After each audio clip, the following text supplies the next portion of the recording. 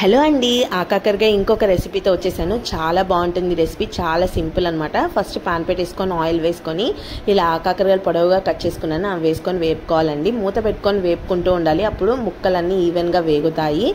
చాలా టేస్టీగా ఉంటుంది. మనం రెగ్యులర్ కాకరకాయలా కాకుండా ఈ కాకరకాయ చాలా టేస్టీగా ఉంటుంది అన్నమాట. చేదు అస్సలు ఉండదు. ఇలా మూత పెట్టుకొని వేపుకుంటూ ఉండాలండి మంచిగా. ఇవన్నీ వేగేలోపు మనం ఫస్ట్ కారం ప్రిపేర్ చేసేసుకుందాం. ఆ ప్రాసెస్ ఏంటో చెప్పేస్తాను. ఫస్ట్ మిక్సర్ గ్రైండర్ తీసుకొని దానిలో ఒక స్పూన్ ధనియాలు, ఒక స్పూన్ జీలకర్ర అండ్ కొంచెం ఎండు కొబ్బరి, ఉప్పు, కారం వేసుకొని గ్రైండ్ చేసుకోవాలి. తర్వాత దానిలో చిల్లిపాయలు వేసుకొని ఇలా కోర్స్గా బ్లెండ్ చేసుకోవాలండి. తర్వాత ఆ కాకరకాయలు వేగుతున్నాక కొంచెం మగ్గినాయి అనమాట. దానిలోనే ఉప్పు, పసుపు వేసుకొని ఇంకొంచెంసేపు మగ్గించుకోవాలి. మగ్గిన తర్వాత ఈ కారం, మనం ప్రిపేర్ చేసుకున్న కారం వేసేసుకొని మంచిగా ఫ్రై చేసుకోవాలండి. అవి ఫ్రై అవుతుంటే పొడి పొడి, అన్ని పచ్చి వేసుకున్నాం కాబట్టి కొంచెం పొడి పొడిలాడుతూ వస్తుంది అనమాట. చాలా టేస్టీగా ఉంటుంది. ఆకాకరకాయ ఈ సీజన్లోనే వస్తుంది. ఖచ్చితంగా ఒకసారి తెచ్చుకొని ట్రై చేయండి. కొంచెం కరివేపాకు కూడా వేసాను నేను. కరివేపాకు వేసుకొని ఆ పౌడర్, కరివేపాకు అంతా మంచిగా వేగిపోవాలి.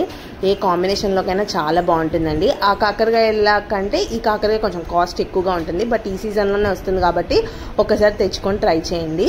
ఇలా పొడి పొడిలాడితే ఏ కాంబినేషన్లోకైనా చాలా బాగుంటుంది. రసం, పప్పు చారులో